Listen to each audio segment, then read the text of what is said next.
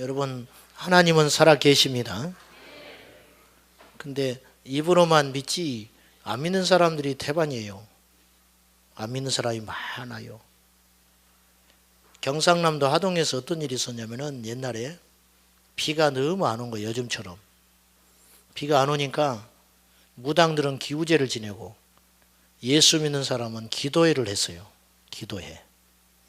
기도회를 했는데 이제 연합에서 이제 기도회를 하는 거예요. 목사님들도 모이고 그래서 막 열심히 예배드리고 기도회를 했어요. 비가 왔을까요? 안 왔을까요? 네, 모르지 뭐 어떻게 알아? 비가 왔어요. 좋다. 하나님 우리 기도를 들어주셨다고. 좋다고. 근데 집에 가려니까 비가 오는데 우산이 있어야 집에 가지. 한 꼬마아이가 우산을 갖고 왔어요. 하나님은 그 꼬마의 믿음을 들어주시는 거예요. 다른 사람은 목사님들 뭐 전부 얼굴내로 온 것이고 다 거짓이고 그 아이는 집을 나설 때 어떤 믿음이 있었냐면은 오늘 비가 오기를 위해서 기도하라고 하면 비가 온다. 우산 갖고 간 거예요. 어떤 분이 혹이 이렇게 있었어요. 기도원회를 갔는데 갑자기 믿음이 오더라는 거예요. 내가 오늘 이 혹이 떨어질 것 같은 믿음이 생기더라는 거예요. 그래서 손을 붙들고 간절히 기도했어요. 진짜 혹이 없어질 걸 100% 믿었어요. 의심하지 않고. 그 집회가 끝났는데 만져보니까 있어요. 혹이 안 떨어졌어. 또 밤새껏 기도했어요. 그 다음날 아침 보니까 또 혹이 붙어 있는 거예요. 집으로 내려갔습니다. 집에 내려갔는데 아침에 눈을 딱 떴는데 거울을 보니까 혹이 있는 거예요. 그때 주께서 믿음을 주셨어요. 이건 혹이 아니다. 이건 혹이 아니야. 내 눈에만 혹으로 보이는 것이지 혹이 아니다. 그리고는 입술로 시인하면서 이것이 혹이 아니라고 완전히 믿기 시작했어요. 그로부터 6개월 후에 혹이 사라져 버렸어요. 진짜로 혹이 사라졌다는 거예요. 믿음은 바라는 것들의 실체입니다. 우리가 꿈꾸고 소원하는 거 있잖아요. 거의 제된 일이 아니라면 하나님이 특별히 좋아하시는 믿음의 역사가 있는데 생명을 살리는 걸 아주 주님이 기뻐하시거든요. 그것에는 아주 주님이 즉각 응답하시고 사심없이 구할 때 여러분 우리 믿는 자의 기도는 반드시 하나님이 들어주십니다. 하나님이 살아 계시기 때문에 그래요. 그 살아계신 하나님을 경험하시기를 축복합니다. 저는 예수님을 믿는데 역사가 안 일어나는 것에 대해서 얼마나 우라통이 터지는지 몰라요.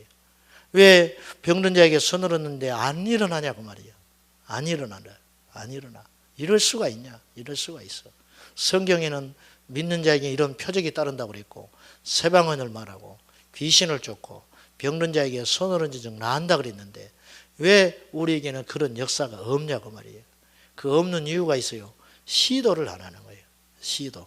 여러분 손을 내밀어서 기도하고 믿음으로 확신 가운데 가야 합니다. 여러분 시도 자체를 안 하네요. 시도 자체를.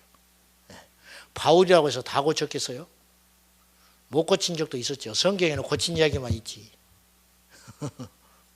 안 고친 적도 있다고 바울도. 그러나 낙심했을 것 같아요? 아니요 말지 뭐 우리가 하나 어차피 주님이 하시는 것이지. 아멘. 하나님은 반드시 살아계시다. 그래서 하나님의 살아계심이 교회와 우리를 통해서 증거되어야 돼요. 이래야 세상이 우리를 우습게 여기질 않아요. 오늘 뭐 예수 믿는다고 해도 누가 뭐 무서워합니까? 누가 그 말 믿어줍니까? 증거를 보여주라는 거예요. 내놓을 증거가 있어야지. 우리에게는 표적이 있어야 됩니다. 하나님이 살아계신 증거.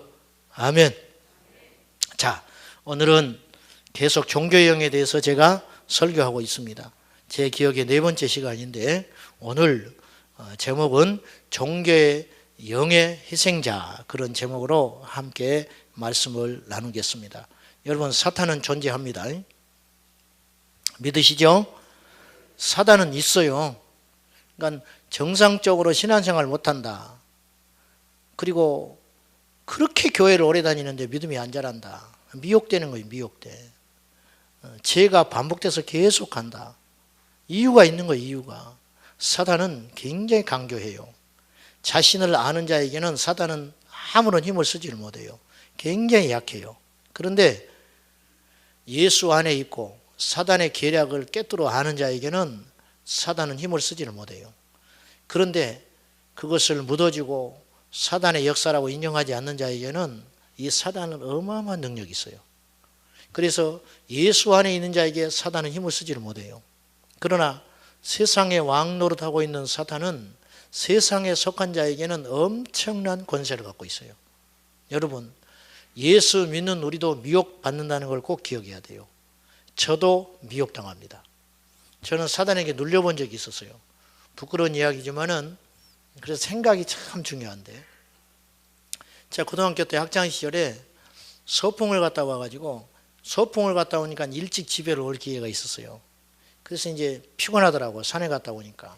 그래서 이렇게 노곤하게 돼가지고 방에서 홀로 아무도 없는데 이렇게 누워서 가만히 이제 좀 쉬었다 일어나려고 그렇게 누워 있는데 갑자기 내 생각 속에 사탄이 침범하는 거예요. 왜 그랬냐? 얼마 전에 그 사단의 공격을 받은 사람에 대해서 내가 들은 이야기가 생각이 난 거예요. 갑자기 그 순간에. 그래서 나에게도 그런 일이 있다면 어떡하지? 그렇게 내가 허용을 해준 거예요. 생각 속에서. 그때요, 눈 뜨고 당했어요. 내 목을 확 와서 눌러버렸어요. 꿈도 아니고 이거는 뭐 환상도 아니에요. 눈 뜨고 있는데 하고 있는데 딱 눌러버렸어요. 근데 어느 정도 눌렸을까? 한 2, 3분 짧은 기간 동안에 나를 확 눌렀어요. 근데 얼마나 깨어나서 불쾌한지 이게 몸을 움직일 수가 없는 거예요. 사지가 확 눌려가지고. 그래가지고는 뭐 죽은 것도 아니고 무슨 그로 인해서 문제가 생긴 건 아니지만은 그 2, 3분 동안 짧은 기간에 나를 확 눌렀다는 것에 얼마나 영적인 자존심이 생기고 눌렸는지 몰라요.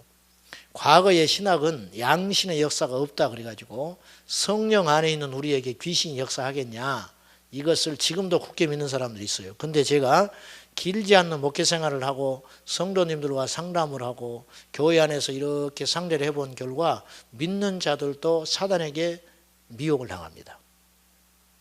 즉 더 리얼하게 말하면 믿는 자에게도 귀신이 공격을 합니다. 귀신이 역사해요. 그리고 귀신이 들락날락합니다. 예수 믿는 우리에게도 귀신이 역사해요. 그런데 이제 우리가 기도하고 예배하고 자꾸 주님을 따르니까 사단이 근거는 확보하지 못하지만 우리가 자꾸 허용하잖아요. 그러면 그 사단의 역사가 우리를 지배해버려요. 예를 들면은 교회에 와서 못된 짓 하는 사람이 있어요. 교회에서 여기 와서 사기쳐. 그러면 이제 사기치고 실컷 해먹고 다른 데로 또 가요. 그 가서 또 사기를 쳐. 또 투자자자 모아가지고 와 해가지고 또 사기쳐서 또 다른 데로 가. 이게 제정신입니까 아닙니까? 제정신 아니죠. 이게 누가 하는 짓이에요? 귀신이 하는 거예요. 귀신. 그러면 그게 벌써 귀신에 매여 사는 것이거든. 그럼 그 사람이 새벽기도 안 하느냐? 한다 이거예요. 그 사람이 겉으로 보기에는 아주 멀쩡한 크리스찬이죠. 음란마귀에 사로잡힌 사람들도 있어요. 오늘날 교회 안에 음란의 영들이 굉장히 역사합니다. 교회 안에. 그래서 좀 조심스러운 이야기인데 알고는 있어야 돼. 이건 이제 피해갈 수 있는 문제가 아니에요. 이 시대는. 그 새벽기도 우리 시골에 그런 일이 있었어요. 뭐 여러분 이게 불교 신자 없지요? 부끄러운 이야기니까 좀 치부스러운 이야기인데 이제 이것이 이제 뭐 막을 수 있는 문제가 아니게 됐어요.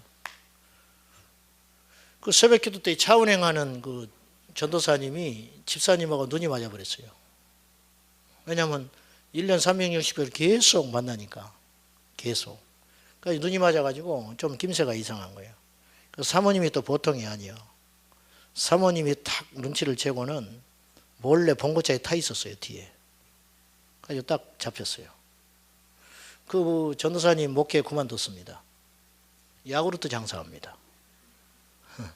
야구르트 장사. 한 청막 맞는 주의종이 꺾여버린 거예요. 꽃이 탁 떨어져 버린 거죠.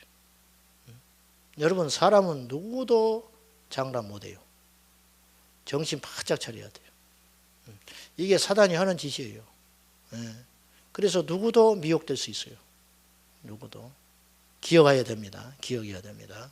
그래서 틈을 주면 안 돼요. 틈을 주면 안 돼요. 저 옆에도 앉으면 안 돼요. 자꾸 겁 없이 자꾸 앉으려고 그래서 하는데 제 옆에 앉아있는 앉을 분들은 70 이상이 돼야 됩니다. 주민증을 보여주고 타야 돼요. 정말로. 그래서 사람은요, 누구든지 그렇게 될 수 있어요. 누구든지.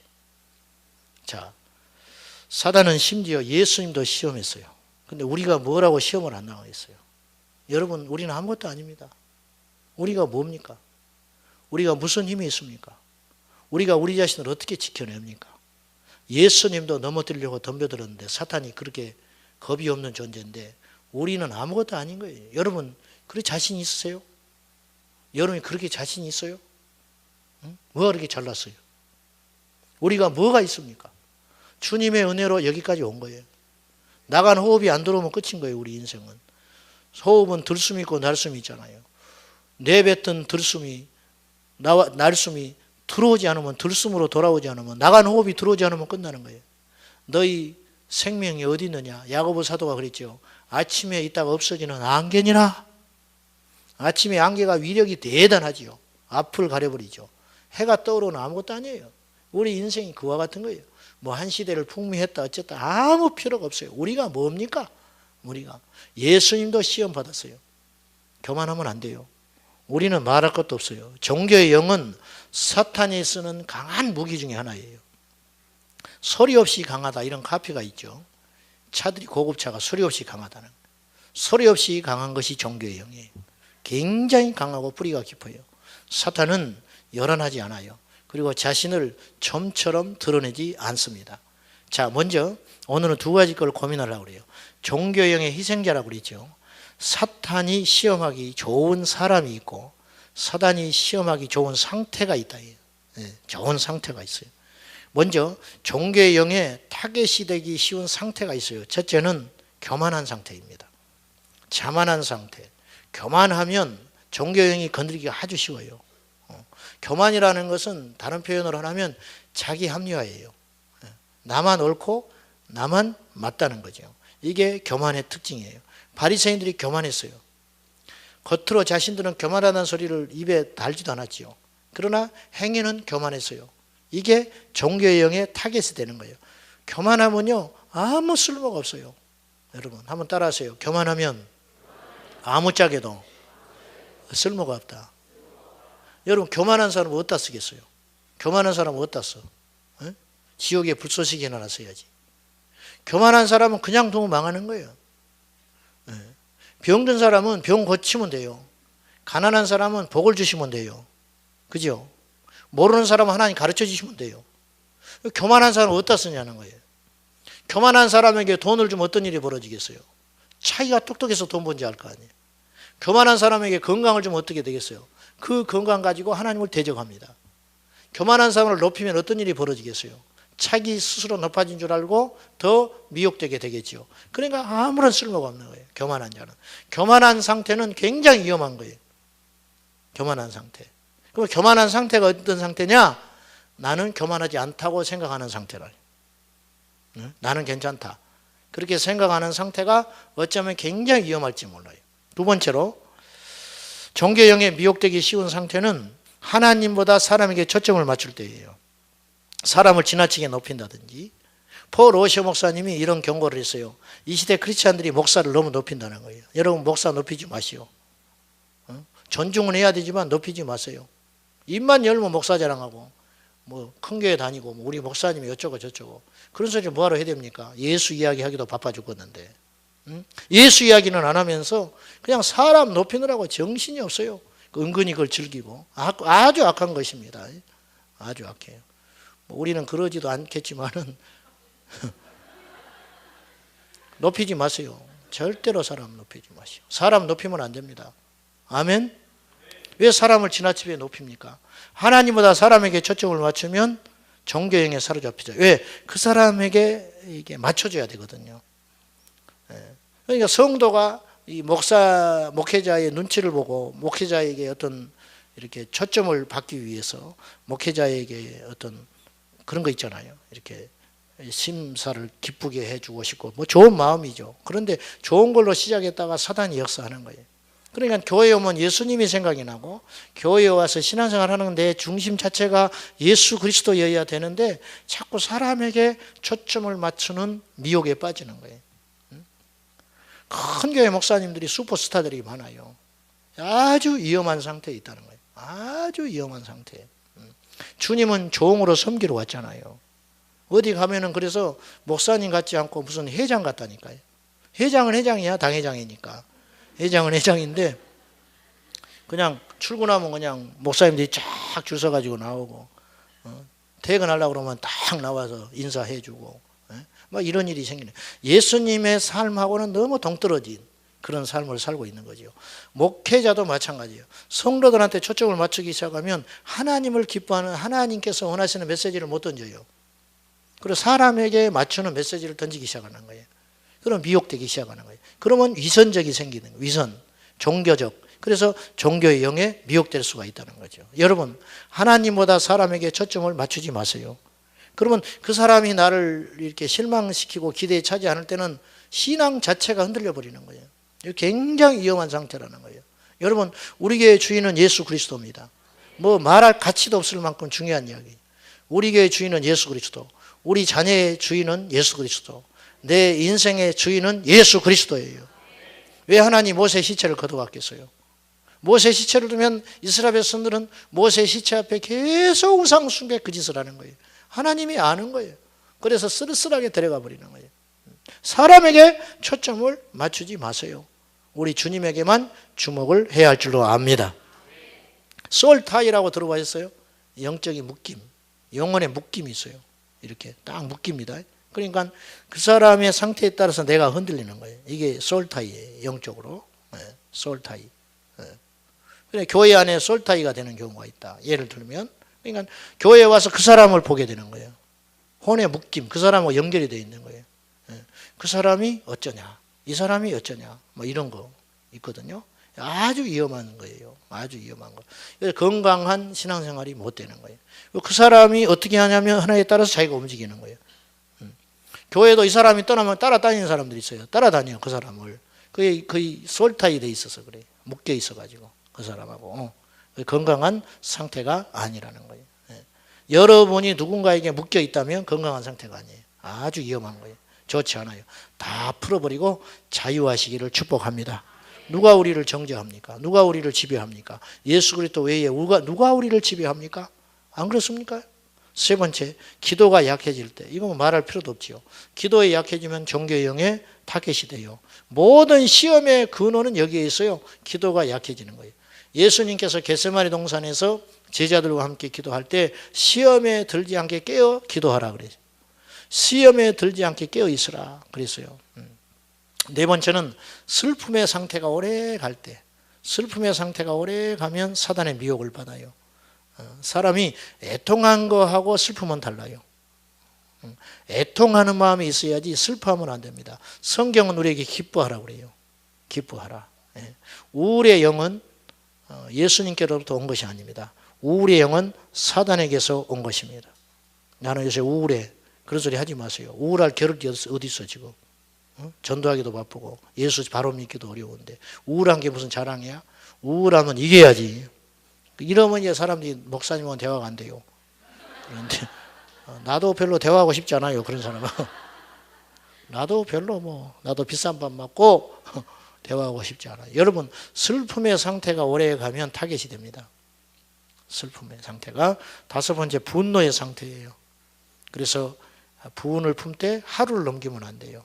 사람이 어찌 화를 안 내겠어요. 그러나 그 분이 오래 가면 안 돼요. 사단의 밥이 되는 것이고 문을 열어주는 상태가 되는 거예요. 여섯 번째, 절망의 상태입니다. 절망의 상태. 그 다윗은요, 자기 우리아의 밧세바에게 생긴 생명을 그 범죄로 인하여 하나님 데려가 버려요. 그리고 솔로몬을 주시거든요. 솔로몬이 첫째 아들이 아니죠. 그 생명을 데려가려 할 때 하나님께 금식하면서 매달립니다. 다윗이. 근데 하나님께서 그 죄의 씨앗을 가져가 버리세요. 그리고 나니까 금식을 멈춥니다. 신하들이 그 자식이 죽었다는 소리를 감히 못해요. 살아있을 때도 저렇게 애통해 하는데 죽었다는 말을 전하면 어떡하겠냐. 저 왕 죽는다 죽어. 근데 그 말을 들은 다윗이 밥을 먹습니다. 왕이여 괜찮습니까? 오히려 반문을 할 때 하나님이 데려가신 걸 내가 어떡하냐? 그리고 딱 접습니다. 그리고 우리아의 아내 밧세바를 다시 품습니다. 그리고 하나님이 그에게 솔로몬을 허락해 주세요. 이제 하나님이 회개하고 정리된 걸 다 깨끗이 정리해 버려요. 그러면은 다윗이 우리아의 아내 밧세바를 포기해야 됐어야 되지 않느냐? 그건 아니에요. 그 밧세바는 어디로 갑니까? 포기하면. 다윗은 보호자로서 밧세바를 챙기는 것이지 다른 뜻이 있어서 그러는 건 아니죠. 그건 다른 문제라는 거예요. 여러분, 분노하고 절망된 상태가 오래 가면 내 영적으로 큰 위기가 옵니다. 사랑하는 여러분, 이 밤에 절망의 영들이 예수의 이름으로 떠나가기를 축복합니다. 7번째는 두려움의 영이에요. 두려움의 영에 사로잡혀서 노예로 잡혀 사는 인생들이 많아요. 제가 두려움에 대해서 한 설교를 한 적이 있었는데 어떤 분이 문자를 보냈어요. 그 설교를 듣고 문자를 보냈는데 제 자랑이라고 듣지 마시고 그분이 이런 이야기를 했어요. 난 누군지도 몰라. 전화도 안 했어요. 그 설교를 듣고 자기에게서 두려움의 영이 빠졌다는 거예요. 그러니까 왜 그런 일이 일어났을까? 그건 하나예요. 인식의 변화예요. 무슨 말이냐면 그 말씀이 레마로 딱 바뀌니까 자기 안에 확신이 생긴 거예요. 아, 이것은 영적인 문제구나. 그리고 내가 이것을 이길 수가 있구나. 그런 힘이 생기는 순간 두려움의 영이 두려워서 떠나버리는 거예요. 왜냐? 삶의 자기가 있어야 할 근거와 처소가 무너져 버리는 것이거든요. 여러분, 말씀은 능력입니다. 하나님의 말씀으로 나를 비칠 때 역사가 일어나는 거예요. 그러니까 이 말씀이 들어오면 분별이 되는 거죠. 하나님 말씀은 살았고 운동력이 있어 좌우의 날선 어떤 검보다 예리하여 혼과 영과 관절과 골수를 찔러 쪼갠다. 말씀이 내 안에 들어와서 나를 쪼개버리는 거죠. 그래서 분별을 하게 하는 거예요. 너의 상태를 정확히 보여주는 거예요. 네가 이런 문제가 있고 네가 이런 상황이고 앞으로 이렇게 될 것이다. 그래서 하나님께서 보여주시는 계시로 인하여 이 사람이 무장하게 되면 어둠의 영은 떠나가게 되고 삶의 실마리가 풀려지게 된다는 것이지요. 여러분, 깨닫는 게 축복입니다. 깨닫지 못한 사람이 많아요. 우리 중에도. 아무리 외쳐도 딱 뚜껑 덮고 안 들어. 10년째 제자리 걸음하고 있어요. 하나님의 심정은 어떻게 하겠어요? 이 사람인 저도 이 심장이 터질 것 같은데 여러분, 여러분의 자녀가 성장 않는다고 생각해봐요. 기가 막힌 일 아닙니까? 기가 막힌 일? 우리 고향이 옛날에는 무지해서 그랬는지 우리 형님 친구 중에 하나가 임신한 줄을 모르고 주사를 맞았어요. 주사를 맞았는가 감기약을 먹었는가 어쨌든 그랬어. 아이가 태어났는데 자라질 않아. 난 처음 봤어 그런 병은. 얘가 1년이 되면 걸어야 할 거 아니에요. 그대로 있어요. 음원만 자라냐 머리만 자라는 거예요. 이 두뇌만 커지는 거예요. 그러니까 더 미치는 거예요. 사진은 멀쩡해서 누워있는데 이 머리만 커져가지고 지식적으로는 다 알아요. 한글도 깨치고. 근데 걷지를 못해. 누워있는 걸 뭐. 자기 동생이 3년인가 있다 태어났어. 동생은 정상이에요. 동생은 뛰어다니고 학교를 다니는데 얘는 평생 누워있는 거예요. 그래서 완전히 걔를 고쳐보려고 치료해보려고 전 재산을 쏟아부었어요. 방법이 없어요. 결국은 다 가산탕진하고 폐인돼가지고 다른 지역으로 이사를 했어요. 밤에. 저는 그 집안 하나가 그 아이로 무너지는 걸 봤어요. 곁에서 봤어. 곁에서.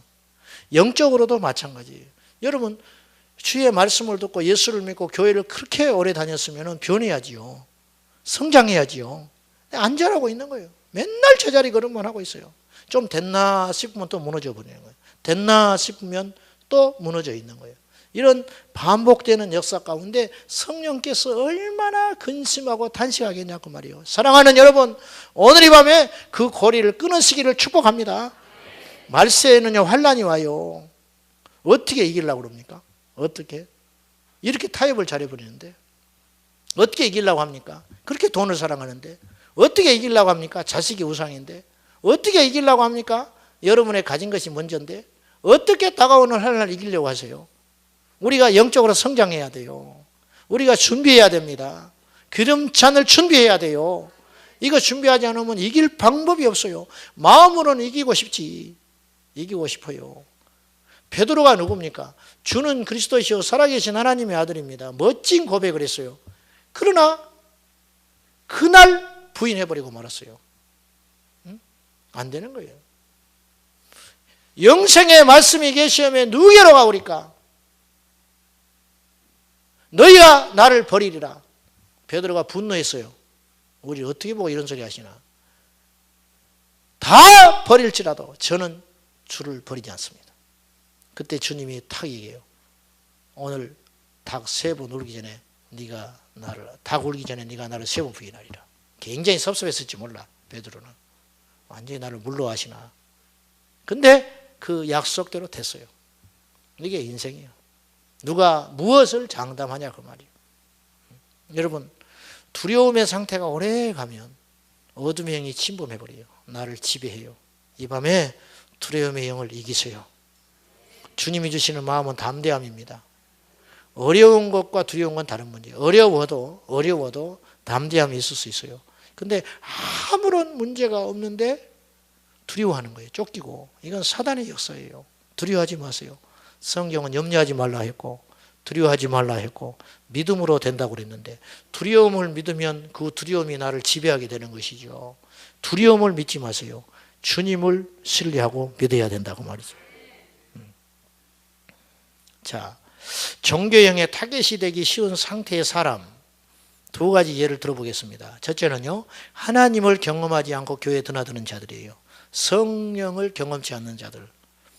필연적으로 성령님을 경험하지 않는 사람은 자신의 경험과 지식을 의지할 수밖에 없습니다. 뭐 그러고 싶어서 그러는 게 아니라 어쩔 수 없지요. 성령의 능력으로 아니고 자기의 힘으로 예수를 믿는데 어떻게 되겠습니까? 당연히 그렇게 되는 거예요. 당연히. 교회 안수집사님들 모임이 있다. 이제 우리 교회는 이제 그렇지 않고 또 그러지 않아야 되겠지만은 안수집사님들 모임이 있다. 안수집사님들 모임 한 다음에 한 잔씩 해버리죠. 한 잔씩 하고 교회에서 축구 성교회를 만든다. 가까운 교회에 그런 일이 있어요. 교회가 완전히 시험에 드는 일이 있었는데 축구 모임을 해줬어요. 축구 성교회 주일날. 그랬더니 이 친구들이 첫째 잘못 주일날 오후 예배 시간에 축구를 해요. 예배를 안 드리고 이제 문제 됐죠. 예배 끝난 후에 모여서 밥을 먹어요. 밥 먹다가 축구를 할 때 불신자들이 같이 와서 축구를 하게 됐어요. 그래서 전도한다 뭐 어쩐다 그랬어요. 그 사람들이 한 잔씩 하기 시작했어요. 응? 그래서 같이 하게 됐어요. 미혹이거든요. 3번째 문제, 자기들끼리 카톡을 하고 뭐 문자를 보내고 어쩌고 하면서 동영상을 어떻게 주고받고 하다가 음란한 걸 보내기 시작했어요. 남자 집사들끼리. 그것이 딱 들통이 났어요. 부인한테 들켰어. 이게 도대체 어디로 가자는 거예요, 이게. 이게 한국계 수준이에요. 한국계 수준. 아닌 건 아닙니다. 네? 사랑으로 덮자고요? 사랑으로 덮어? 뭘 덮어? 그걸 덮어? 응? 초신자가 그러는다면 이해하지. 아니잖아요. 응? 이게 영적인 분별력이 없는 거예요. 네? 영적 분별력이 없어요. 여러분 100년 전 한국 기독교 수준하고 지금 수준하고 어떻게 더 수준이 높다고 생각해요? 살기는 어마어마하게 좋아졌죠. 그때만큼 우리가 따라간다고 생각합니까? 그때 헌신이 있다고 생각합니까? 없어요. 평양 신의주에서 부흥회가 열렸는데 남쪽에 있는 목사님이 올라가서 부흥 집회를 했어요. 옛날에는 통신수단이 없잖아요. 여인숙을 잡아놓고 부흥회를 하는데 이튿날 집회를 하고 있는데 옛날에는 집회를 5일씩 했잖아요. 이튿날 집회를 하고 있는데 저녁 집회 딱 끝나고 나니까 전부가 와서 아들이 죽었다는 거예요. 부흥 강사 목사님 아들이 죽었어요. 어떻게 해야 돼요? 부흥회 해야 돼 말아야 돼? 짐을 쌌죠. 그때 그 담임 목사님이 붙잡습니다. 보소. 자네 지금 내려가도 옛날엔 교통수단이 나쁘니까 내려가는데 하루 이상 걸리는데 가면 장례 끝나네. 그냥 집회하세요. 울면서 집회했어요. 장례 집회 끝내고 가서 무덤에 가서 그냥 마는 거예요. 이게 초창기 한국 기독교의 힘이었어요. 물론 인정머리도 없고 물론 그것이 뭐 이 시대에도 통하냐 그렇게 볼 수 있겠지만은 제가 말씀드리는 건 뭐냐면 얼이 빠졌다 이거예요. 정신이. 은성수도원 엄두선 목사님이 그런 말 했다니까요. 지금 이 땅에 크리스찬들이 제 학교에 와서 체 풀 때 와서 그랬어요.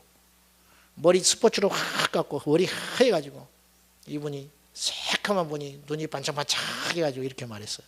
예수 얼이 없다는 거예요. 이 시대 크리스찬들이. 정신이 없다. 예수 정신이 빠졌다. 응? 흐리멍텅하다는 거예요. 너무 색깔이 없다. 그래서 통곡을 해요. 통탄을 했어요. 저는 그걸 잊을 수가 없어요. 여러분 색깔을 분명히 하세요. 하나님 편인지 세상 편인지 색깔을 분명히 하세요. 그냥 이런 식으로 믿으면 안 돼요. 믿는 것도 아니고 안 믿는 것도 아니고 그렇게 하면 안 돼요. 우리 애들 거듭나지 못한 애들 수두룩합니다. 응? 우리 애들 지금 주님 오시면 지옥에 떨어질 놈 수두룩해요. 응? 우리 중고등부 애들 어떻게 아냐고요? 보면 알지. 하는 짓 보면 알지. 어른들은 안심합니까? 교회를 왜 다니십니까? 거듭나서 생명을 얻기 위해서 교회 다니는 것인데 말씀이 안 들어가요. 말씀이 안 들어가. 말씀이 심령을 쪼개야 되는데 얼마나 견고한지 말씀이 칼날이 가서 깨져버리고 나와버리는데 응? 안 박히는 걸 어떻게 안 박히는 거를 응? 기질이 그래서 그런 게 아니라 성령으로 거듭나지 못해서 그래요. 고린도전서 2장 13절에 영적인 일은 영적으로야 분별한다 그랬어요. 여러분 이거는 신앙의 연륜의 문제도 아니고 모태신앙도 문제도 아니에요. 이 말은 쉽게 해석하면 이런 뜻이에요. 영적인 일은 영적으로야 분별된다는 말은 하나님의 일은 성령으로만 깨달아지고 하나님의 일은 성령 안에서만 분별된다 그런 뜻이에요. 우리는 신학교만 나와서 주의종이 될 문제가 아니고 성령 학교를 나와야 되는 거예요. 성령 학교. 아멘입니까? 신학교를 나올 문제가 아니고 성령 학교를 나와야 된다. 성령 학교. 하나님을 경험하지 않는 선교사, 하나님을 경험치 않은 목사, 성령을 경험하지 못한 항존직, 성령을 경험하지 못한 상태에서 봉사, 어마어마한 문제가 발생하는 거예요. 그래서 어마어마한 문제가 발생하는 거예요. 캄보디아에 우리 선교사 보내놨을 때 가봤더니만은 그 선교사가 이런 이야기네. 한 200명 있대요. 공식 선교사만. 그러니까 비공식은 더 많아. 캄보디아에. 그러면서 얼마 전에 있었던 일을 이야기하는 거예요. 한국에서 이제 헌금해 줄 거 아니에요. 선교비를. 그래서 어떤 장로님이 큰 맘 먹고 교회를 치라고 헌금을 큰 액수를 해줬다는 거예요. 그러면 그 돈을 가지고 교회를 지어야 할 거 아니에요. 그걸 가지고 카지노에 가서 다 써버렸어요. 선교사가. 노름해가지고 다 써버렸어. 불교 신자 없지요? 참 창피한 이야기인데, 그래가지고 교회를 지어야 이제 중공식은 해라고 자꾸 날아올 거 아니에요. 언제 중공을 해 입당 예배를 드리러 온다고 하니까 그 날짜는 이제 잡아놓고 그래 어떻게 했냐면 교회를 하나 빌렸어.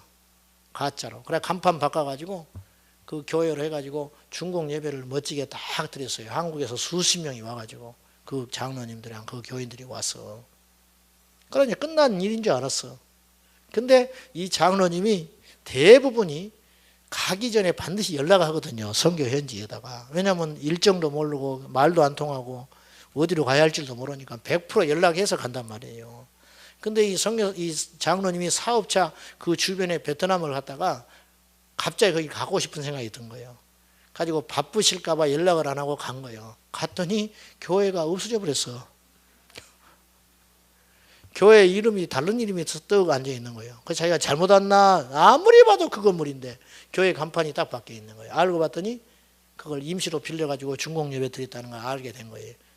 왜 이런 일이 발생했느냐? 성령으로 거듭나지 않아서 그렇다. 성령으로 난 자도 실수합니다. 물론. 그러나 그 안에 성령이 있는 자는 돌이킵니다. 그 안에 성령이 있는 자는 성령의 탄식을 견디지를 못해요. 괴로워서 견디지를 못해요. 그래서 주께로 돌아오게 되는 것이죠. 오늘날 하나님을 경험하지 못한 수많은 크리스찬들이 종교의 영에 휘말려가지고 교회에 어마어마한 문제를 발생하고 있다는 거예요. 니고데모는 물과 성령으로 거듭나라는 주님의 촉구를 들었습니다. 물은 뭡니까? 세례지요. 물은 말씀이죠. 여러 가지로 해석할 수 있는데 물은 세례로 해석할 때 죽음이라고 그랬어요. 물과 성령으로 거듭나라는 뜻은 십자가와 성령을 이야기하는 거예요. 십자가와 성령으로 거듭나지 않으면 하나님 나라 갈 수 없다. 그런 말이에요. 어떻게 해야 되느냐? 종교형에 미혹되기 쉬운 상태가 바로 하나님을 경험하지 않고 교회만 왔다 갔다 지게추처럼 하는 사람인데, 이런 분들과의 싸움이거든요, 목회라는 것이. 저는 그들과 싸우는 거예요, 사실은. 오늘날 교회 안에 수두룩하니까 프로테지만 문제지. 제가 자부하는데 우리 교회는 많지는 않겠지만 있어요. 없을 수는 없어요. 단 한 번도 100%인 적은 없지요. 저신자가 있고 이제 막 교회 입교한 사람도 있고 하니까 언제든지 있겠죠. 사랑하는 여러분, 다시 한번 내가 눈물로 여러분에게 촉구합니다. 성령으로 거듭나야 됩니다. 성령으로 거듭나야 돼요. 그렇지 않으면은 종교형에 휘말려 가지고 끊임없이 하나님을 자신의 이성과 경험으로 판단하기 때문에 본인도 괴로운 거예요. 안 믿어지니 얼마나 괴롭겠어요. 믿음이 안 생기니 얼마나 괴롭냐고 말이요.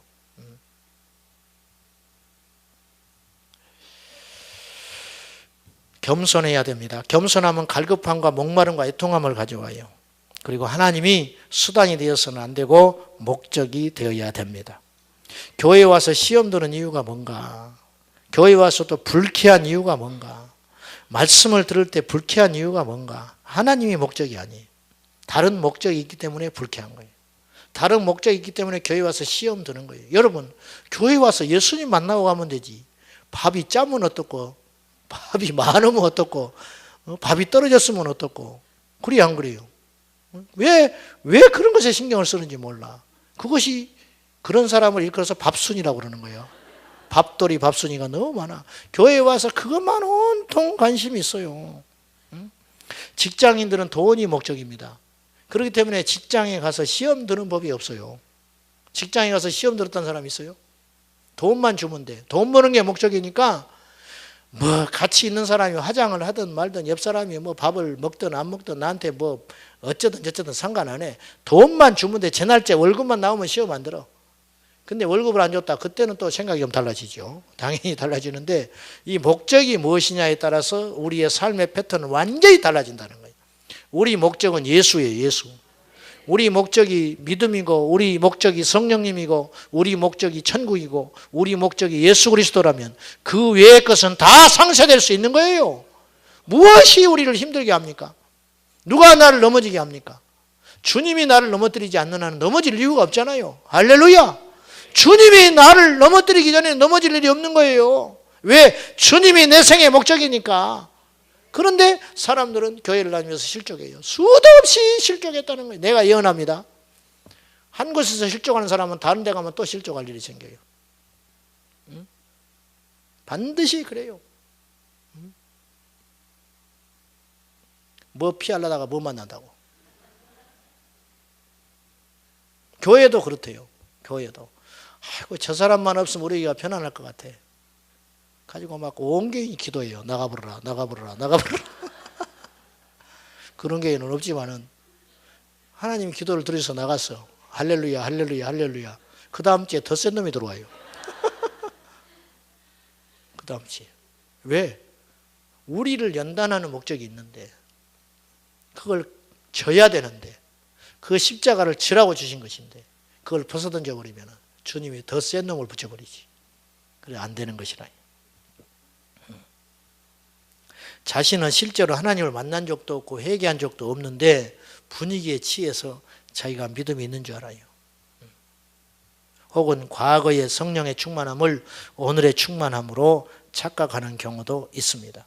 데살로니가 전서 5장 19절에 성령을 소멸치 말라. 성령은 소멸해요. 오늘 베드로가 지극히 인간적인 생각을 합니다. 자, 22절, 23절을 봅시다. 자, 이걸 이제 보려고 이 본문을 택한 것인데, 베드로가 예수를 붙들고 항변하여 이르되 주여 그리 마옵소서. 이 일이 결코 주께 미치지 아니하리다. 예수께서 돌이키시며 베드로에게 이르시되 사탄아 내 뒤로 물러가라. 너는 나를 넘어지게 하는 자로다.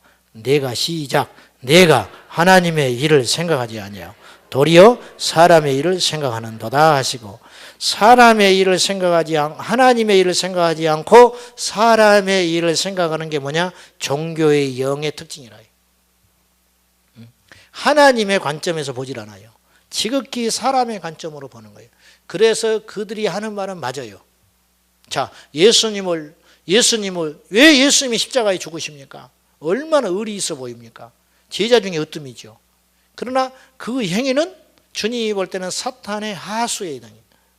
하나님의 일을 생각하지 않고 사람을 지극히 생각하는 행위라는 거예요.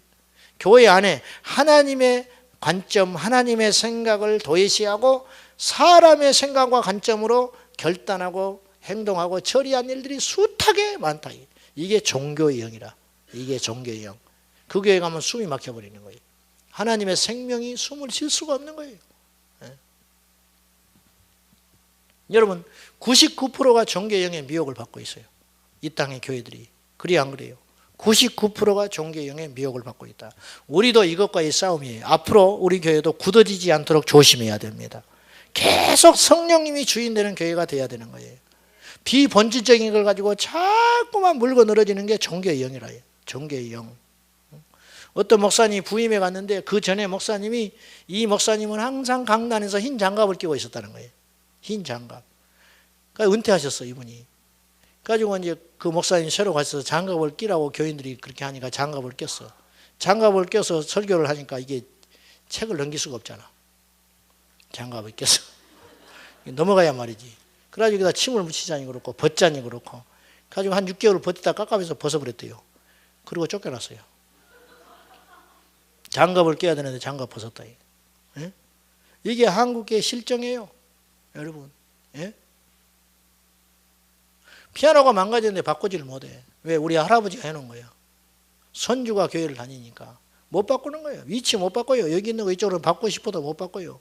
그래서 교육가는 새 걸 놓고 본당에는 헌 걸 놓고 사는 거예요. 계속 쓰는 거예요. 주님 오실 때까지 있을 거예요. 그 교회는.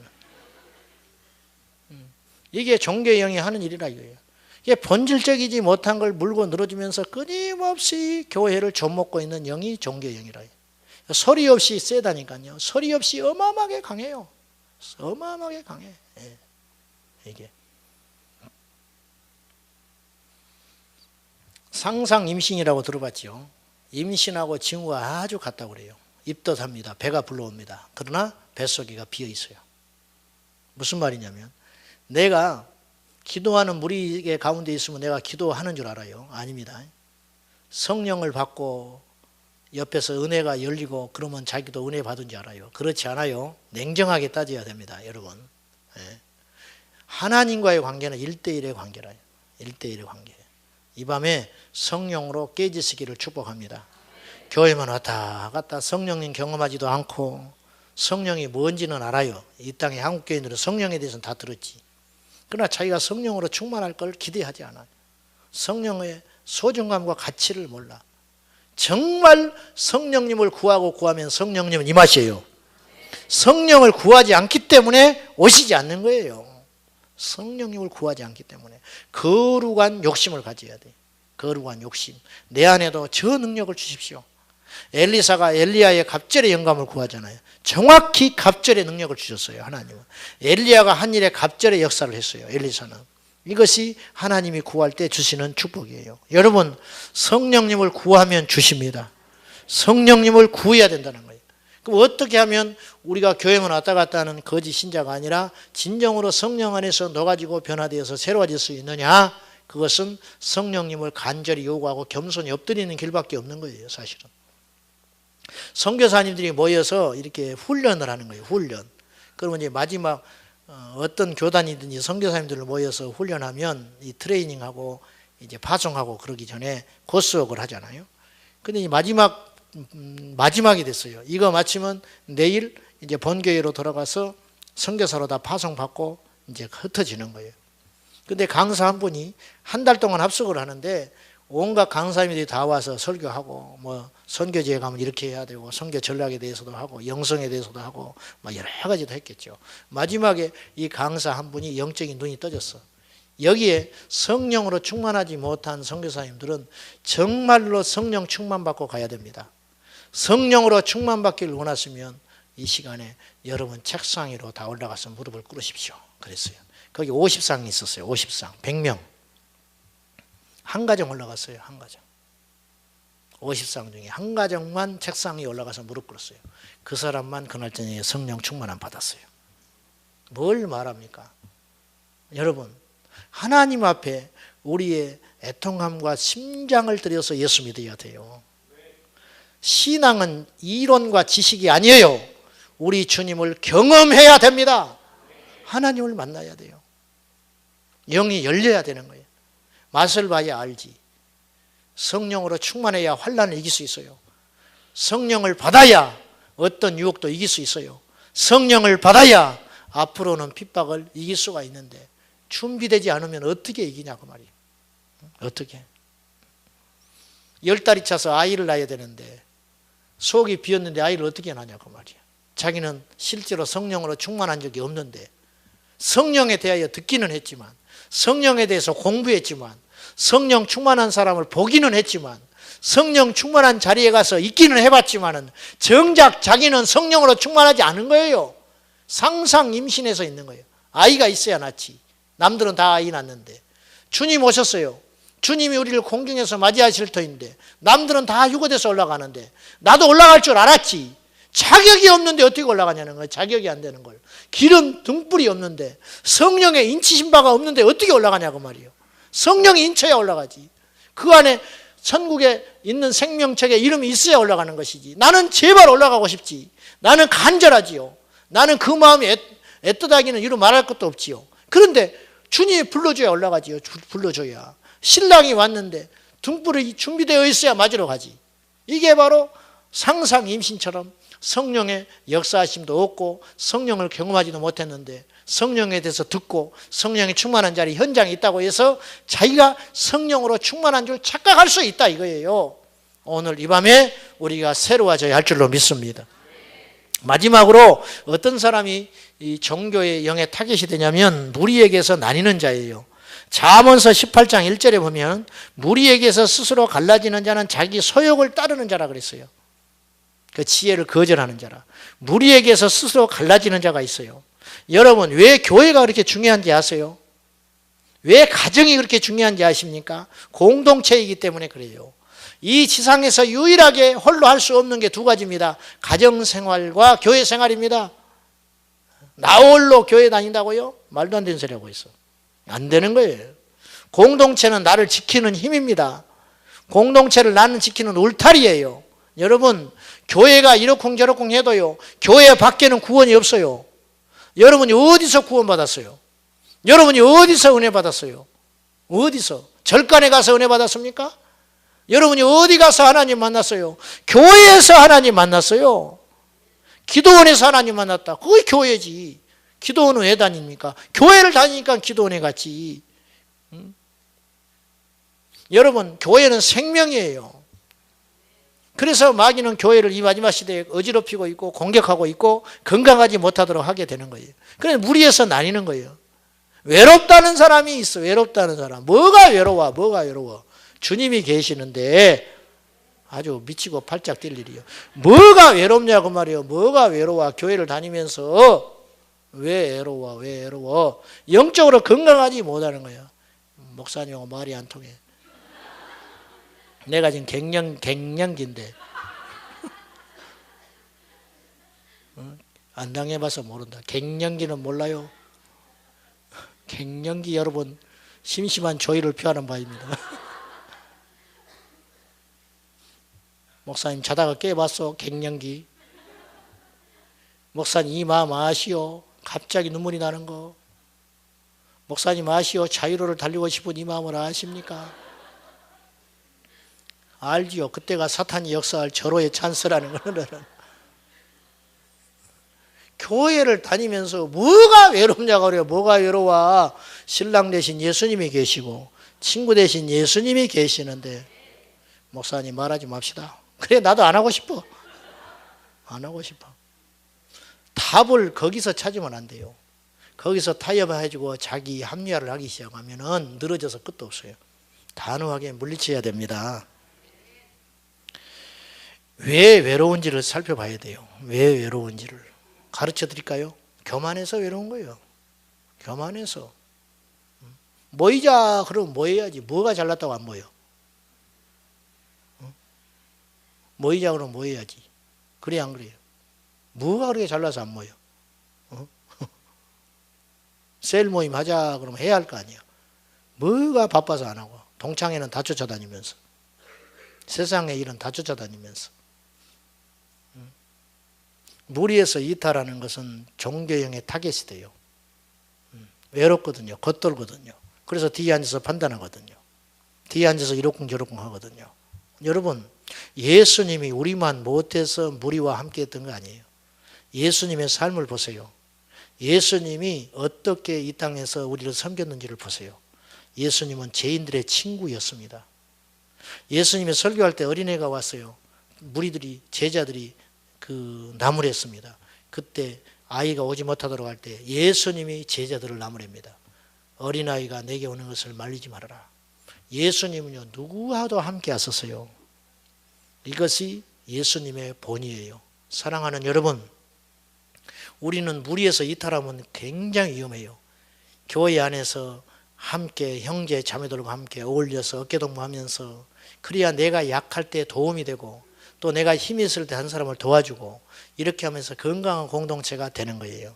미워도 교회밖에 없어요. 싫어도 교회밖에 없어요. 세상에서 손가락질해도 교회밖에 없습니다. 교회 공동체는 얼마나 소중한지 몰라요.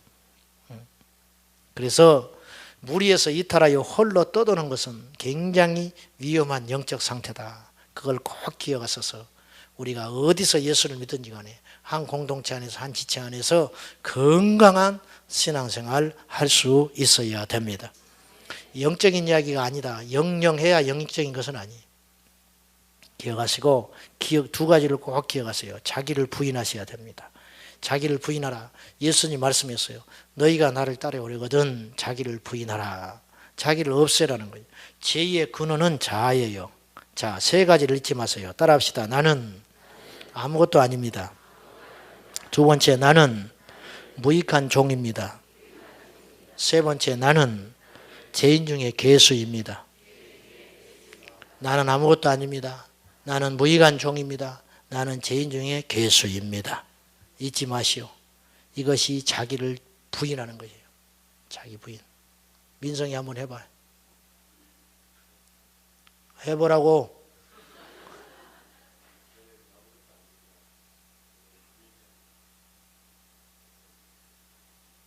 응?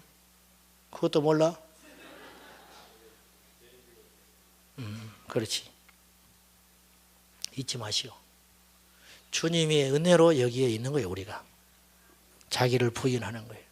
자기가 살아있기 때문에 시험에 들고 자기가 살아있으니까 다른 사람을 조장하려고 하고 자기가 살아있으니까 뜻대로 되지 않으면 혈기 내고 그렇게 해서 미혹되는 거예요. 두 번째는 십자가를 져야 돼요. 십자가를 지라는 말은 오늘 우리가 생각할 때는 고생을 포기하지 않고 그냥 평생 짐을 안고 사는 것 정도로 생각하는데 예수님 당시에 십자가를 지라는 건 죽으라는 거예요. 죽으라는 거. 형이상학적인 이야기가 아니었어요. 내가 죽으면 종교의 영은 위력을 잃습니다. 교회마다 사역의 현장마다 종교의 영의 피해는 이루 말할 수도 없어요. 비본질에 창념하게 되고 생명을 약화시키고 영적 능력을 상실케 하는 어마어마한 파워가 종교의 영에서 비롯되고 있습니다. 우리 교회는 이 종교의 영과 대적해서 승리해서 성령이 숨쉬고 생명이 역사하고 주의 영이 자유롭게 역사하는 그러한 복된 교회가 될 수 있기를 예수님의 이름으로 축복합니다. 그래서 하나님의 왕이 되시고 주의 능력이 선포되며 귀신이 쫓겨나고 안진병이가 일어나고 소경이 눈을 뜨고 그 자리에서 하나님의 역사가 일어나는 이런 초대교회 현장이 되어야 할 줄로 믿습니다. 능력을 구하지 않은 게 아니라 성경에 나타난 모든 사실들이 오늘 믿는 우리를 통해서 재현되고 나타나야 되지 않느냐 그 말이요.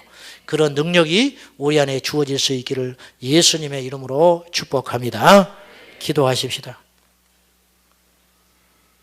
오늘 또 여러분 기도를 정말로 깊이 간절히 뜨겁게 하십시오. 많이 기도하셔야 됩니다. 많은 기도에서 좋은 기도가 나오는 것이지 얕은 기도를 해놓고 주님을 만날 수 없어요. 그러므로 끈질긴 기도를 합시다. 아멘. 끈질기게 이 밤에 주님을 붙드십시오. 그리고 성령의 조명 아래서 여러분을 하나님의 눈으로 여러분을 볼 수 있어야 돼요. 내가 어떤 상태인지, 내게 지금 필요한 것이 무엇인지, 내가 지금 교만한 상태인지, 위험한 상태인지, 성령으로 충만하지 못한 상태인지, 영적 침체 가운데 있는 분들이 이 주위에 상당수 있어요. 오늘 이 밤에 회복되어 돌아가세요. 예배가 새로워져야 됩니다. 잃어버렸던 기도가 살아나야 돼요. 찬양이 일어나야 됩니다. 예배 가운데 기름 부음이 있어야 돼요. 원인이 어찌됐든지 간에 내가 영적으로 침체되는 건 내가 손해입니다. 살아나야 합니다. 이 밤에 회복되기를 위해서 기도하십시오. 목숨을 걸고 기도하십시오. 성령의 충만함을 달라고 기도하십시오. 내 신앙에서 종교의 영이 떠나도록 기도해 주십시오. 우리 교회에서 종교의 영이 떠나도록 기도해 주시기를 바랍니다. 다 같이 우리 시간에 두 손 들고 이제 피곤한 분들 있다가 내리시되 손을 드는 행위는 하나님께 항복하는 것입니다. 손을 들고 여호와를 찬양하라. 여러분, 손을 드는 행위는 내가 하나님께 항복하는 것입니다. 내 자아를 내려놓는 행위입니다.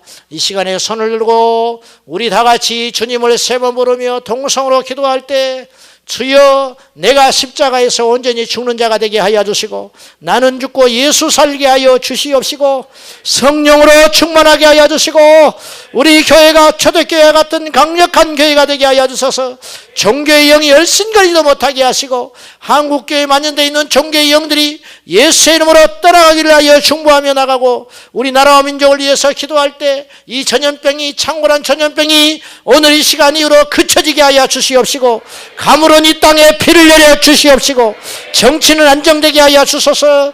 다 같이 이 땅에 부흥을 위하여 기도할 때 주님을 세 번 부르며 생명을 걸고 기도합니다. 주여, 주여, 주여.